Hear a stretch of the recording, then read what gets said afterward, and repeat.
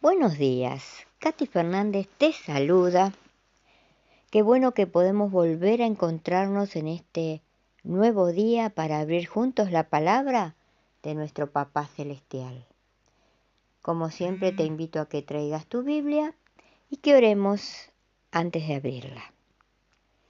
Amante Padre Celestial, gracias por este día, gracias por tu amor, gracias por tu cuidado, gracias porque sabemos que nos amas. Y sabemos también que estás al lado de cada uno de nuestros seres queridos y al lado nuestro. Y eso nos hace vivir muy seguros. Toma nuestro corazón, llénalo de tu Espíritu Santo para que con tus fuerzas podamos andar por tus caminos. Y ahora, Padre, dejamos todo lo que nos agobia, nos aqueja, nos quebranta, nos entristece en tus manos de amor, para que lo resuelvas conforme a tu voluntad, porque confiamos en tus promesas y sabemos que vas a elegir para cada uno de nosotros lo que es mejor. Ahora, Padre, que tu Espíritu Santo se mueva potente entre nosotros para poder entender lo que hoy querés enseñarnos. En el nombre de Jesús lo pedimos y agradecemos. Amén. Te invito a que me acompañes en la lectura de Gálatas capítulo 3, versículo 6, mientras pensamos por qué piensas que Pablo apela primeramente a Abraham al recurrir a las Escrituras para validar su mensaje evangélico. Gálatas 3:6. Así Abraham creyó a Dios y le fue contado por justicia. Abraham era un personaje central en el judaísmo.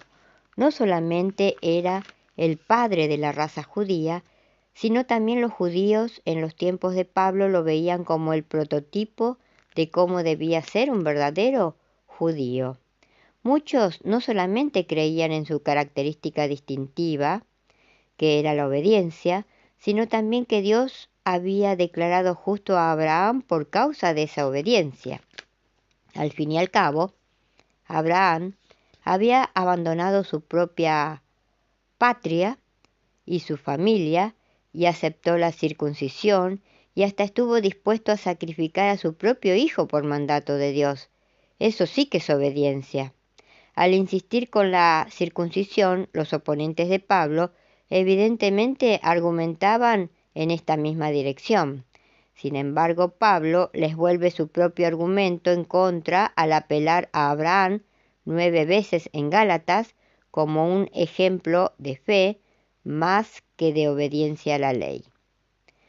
Considera la cita de Pablo en Génesis 15:6. Te invito a que leamos juntos. A ver qué dice Génesis 15:6. Y creyó a Jehová y le fue contado por justicia. ¿Qué significa cuando dice que la fe de Abraham le fue contado por justicia? Veamos Romanos capítulo 3, versículo 6. En ninguna manera, de otro modo, ¿cómo juzgaría Dios al mundo? Y ahora del mismo capítulo de Romanos 4, del versículo 8 al 11. ¿Y por qué no decir cómo se nos calumnia y cómo algunos cuya condenación es justa afirman que nosotros decimos? ¿Hagamos males para que vengan bienes? ¿Qué pues? ¿Somos nosotros mejores que ellos? En ninguna manera, pues ya hemos acusado a judíos y a gentiles, que todos están bajo pecado. Como está escrito, no hay justo ni aun uno, no hay quien entienda, no hay quien busque a Dios. Y ahora leamos del mismo capítulo 4 de Romanos, los versículos 22 al 24.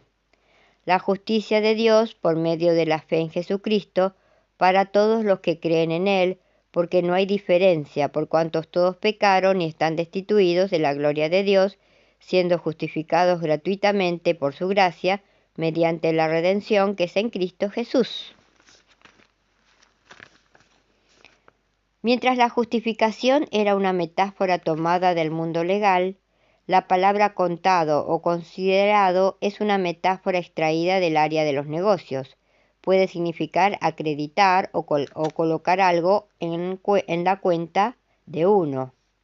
No solamente se usa en Gálatas 3:6 en relación con Abraham, sino también aparece 11 veces más en conexión con el mismo patriarca. Algunas versiones de la Biblia traducen esta palabra como contado, considerado o imputado. Según la metáfora de Pablo, lo que se coloca en nuestra mente es la justicia. Sin embargo, la pregunta es, ¿sobre qué base Dios nos cuenta como justos? Ciertamente no puede ser sobre la base de la obediencia, a pesar de lo que afirman los oponentes de Pablo. No importa qué dijeran sobre la obediencia de Abraham. Las Escrituras dicen que fue por causa de la fe de Abraham que Dios lo contó como justo. La Biblia es clara. La obediencia de Abraham no era la base de la justificación. La Biblia, de hecho, dice que era el resultado. Él no hizo las cosas que hizo para ser justificado, las hizo porque ya había sido justificado. La justificación lleva a la obediencia y no a la inversa. Medita en lo que significa esto, que eres justificado no por algo que haces, sino solamente por lo que Cristo ha hecho por ti. ¿Por qué estas son buenas nuevas? ¿De qué manera puedes aprender a hacer tuya esta verdad?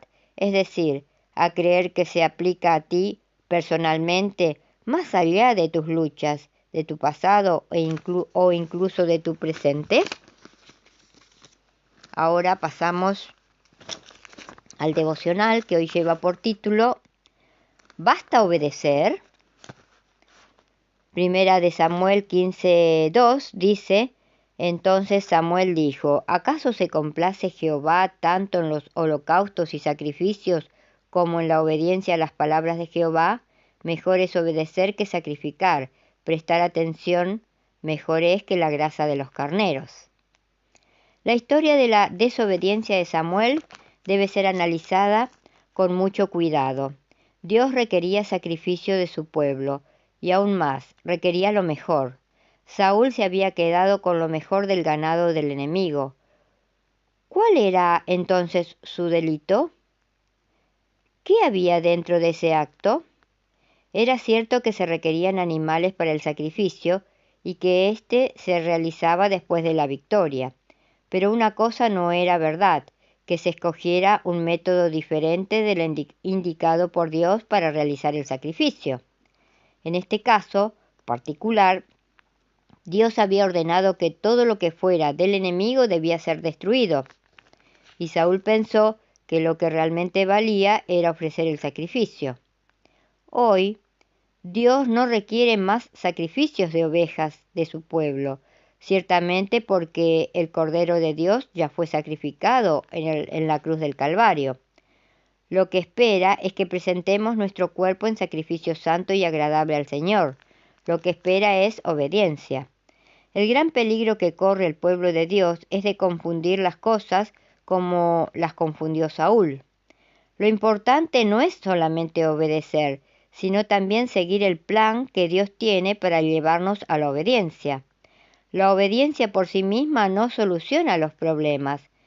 El joven rico obedecía, Nicodemo obedecía, pero nunca habían experimentado en su vida el milagro de la conversión.